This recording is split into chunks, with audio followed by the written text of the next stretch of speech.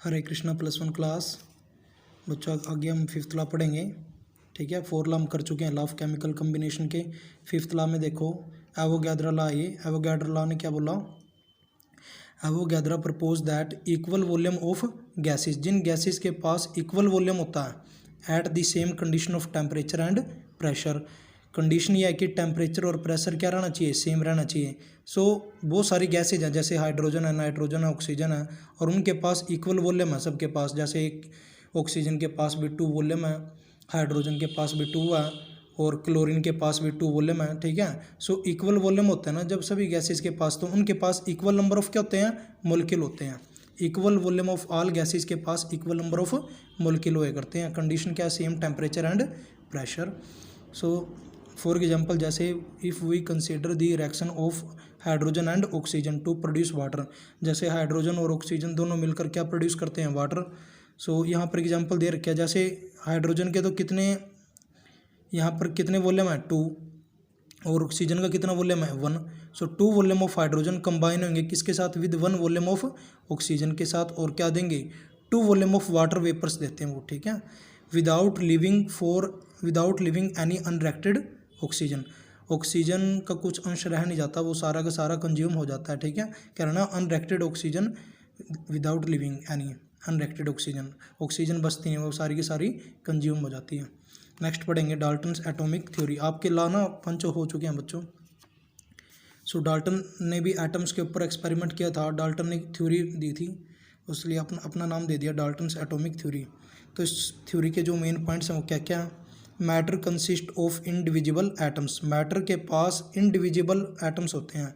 Matter उन एटमों से मिलकर बनता है जिन एटमों के आगे टुकड़े नहीं हो सकते। तो इसने ये बोल दिया कि जो मैटर है, जो मैटर के अंदर जो एटम्स होता है, एटम सबसे छोटा कण होता है जिसके टुकड़े नहीं हो सकते, इसका मतलब ये है।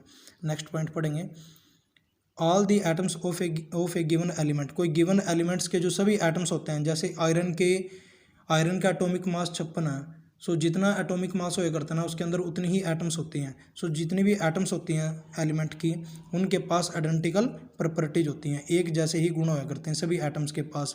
तो जैसे 56 एटम है तो 56 एटमों का साइज भी सेम होएगा, शेप भी सेम होगी, और उनका मास भी क्या होएगा, सेम रहेगा। और जो एटम्स होती हैं डिफरेंट एलिमेंट की, अलग अलग एलिमेंट्स की जो एटम है उनका मास क्या होया करता है, डिफरेंट। जैसे आयरन के एटमों का जो मास है वो कुछ अलग है, और कोबाल्ट के एटमों का मास कुछ और होगा। ठीक है, तो डिफरेंट एलिमेंट्स के एटम्स की प्रॉपर्टी भी डिफरेंट ही रहती हैं। कंपाउंड्स जो फॉर्म्ड होता है जब बनता है, जब एटम्स एलिमेंट की, डिफरेंट एलिमेंट्स की एटम कंबाइन होती हैं किसमें, फिक्स रेशो में। हमें ये पता है कंपाउंड हमेशा जिन पार्टिकलों से बनता है वो फिक्स रेशो में कंबाइन होते हैं। ठीक है, नेक्स्ट पढ़ेंगे, केमिकल रिएक्शन है जो उसके वो जो होती है, तो उसके अंदर रीऑर्गेनाइजेशन होया करती है एटम्स की।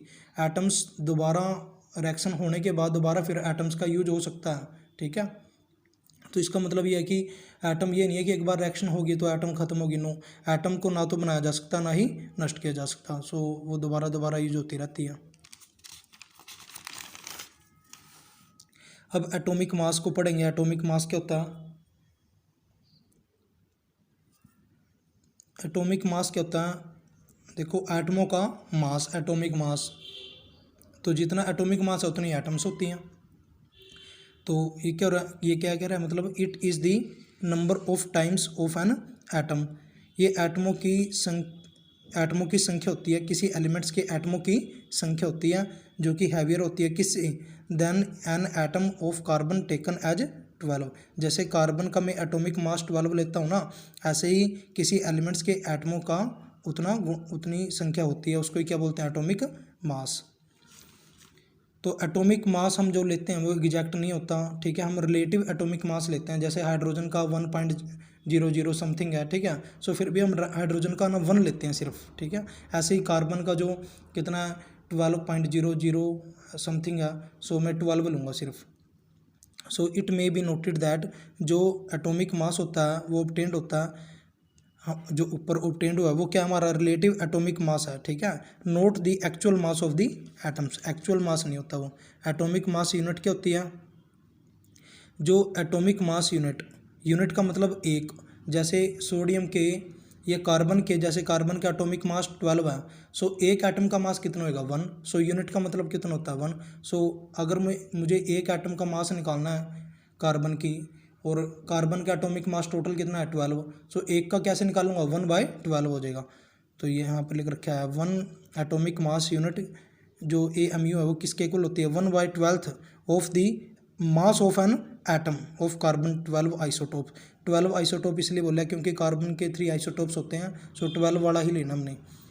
सो जो एटॉमिक मास यूनिट होती है वो किसके इक्वल होती है 1/12 होता है, यूनिट है ना, तो 1/12 होएगा of the mass of an atom of carbon 12 isotopes.